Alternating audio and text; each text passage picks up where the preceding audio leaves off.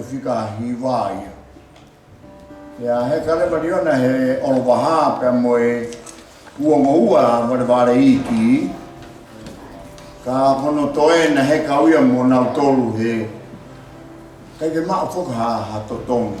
E mau heka he ki waka kone o tāno ki ai. O misinina tu pe loto. Kia koe e ki waka kono i ngā ko kōri. Kia koa koe na ensinia. Ma wholoa watu ea ka whanau pe tānoa. O ma mui he oro wahana tu po uri atu e oro wahama mui atu ai. Pasi pea no mukawas aure oro wahai. He misini lahi ia. Ka koe ki misini si ien. Ka mau tope atu. Ka koe ne puri koe a no muka. Kai ke mato e sio ka whonua tō mai ki matangi. Ka koe tō mai ki matangi koe a pea mate misini e waka. Mate misine waka osi mei mahalo e hoa e tape ua. Osi whonu tahia e ku hahake pea uia ki waka. Koe katoa e umea koe ni koe ni pena hiki e hiwa koe ni.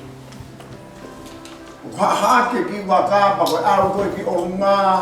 O ma orgi la roka ke ma te sio ka mea o ma sio peke langi. Ya pos mahino ni ka ko hau he ki waka e kia me kwa me ho kota mai ki waka fo mo re atu e ka fai te me lao o se singo mari ho whinga o sa mo ia ma whinga misini o se singo mari o se mahino ka ko mati na wha to mai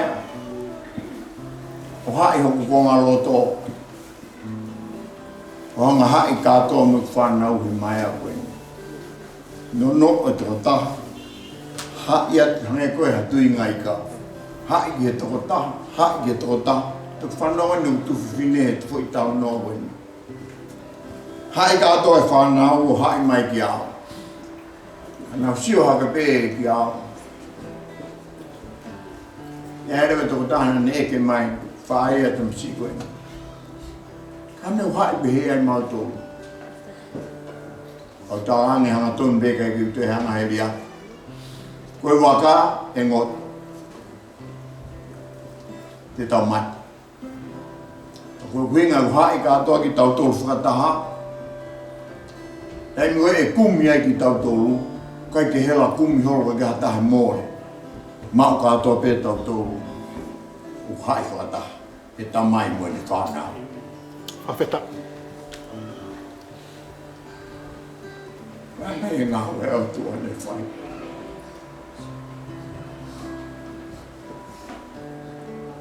O si mono hai. Mao mea o tō, o si au hange tahi ke tui.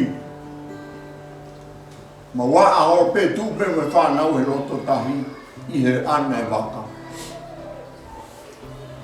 Tau nau tau mai ke mau aru o runga ko tahi kai tau nofo pe roto. Koe whakau kau ka mau ka mate, ka mau mate pe roto waka he koe waka koe e ua ki iro.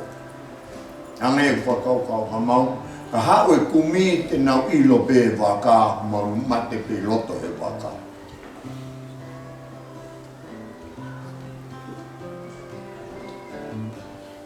Au pe lotu ki he otua ana dua. Aloi. Nā ke o miau ki ngai whawhai whikau ki o ngā tahe. Nā ke o miau ki hoko atu pe. Au, ko whina ngā roa ki hoko atu he ngā ue i hapai. E ki whakamui e waka he koe mā kei niki koe. Ia whio e koe te iraha mea ke misi i ka kuke ilo e koe.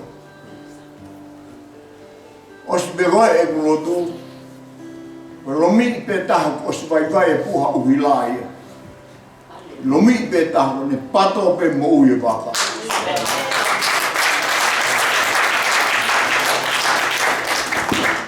Aru oro wahao tau pe aru ia ki wawa.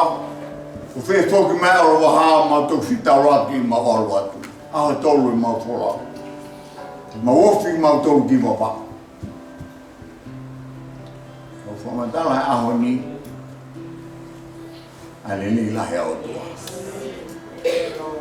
ye ki family. On a fire to I me am aku. Yes. He will do it for you too. Amen. And if I'm out.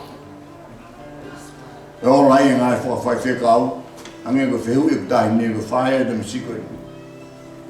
I'm going to hide here at the door. But I'm going to not hide on my gate. So Hiva will need to get from baby Hiva. The fire had died in it. He thought the how of dying a fire them secret. He then go up. He thought the how. But Punake, when he helped out to Mungar for Punake, we are in the fire ki Hiva when he moved on the gate. Kawiva, we were not pneumonia, Kawiva Aku. Kawiva, one of Ave Hingwa, I can make if Dine Buhano Hingwa, but then we were not pneumonia, but I'm not knowing or knowing her. Netang Sisu, Sovea Fitu and Malana Air for Fola, if Tanoa in our place in the Lord Alapasita. And Manongia. Yang ngai tanga mama. We are no fire. I ngoai kau hivan. Kau aru hiva. Putar Maria ya viva I faikava. Fang hiva saya beria. Saya awak ke hiva faikava. Itu tuai mana vetin matua.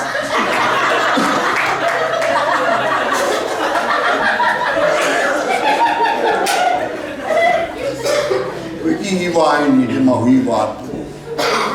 Tamu ai ki Hiva, pa ko hinga pe ki Hiva. Fufu au I honi maofa. Ko tamu ai mo ko le na fai ke o tua. Fufu au mo fa nau honi maofa.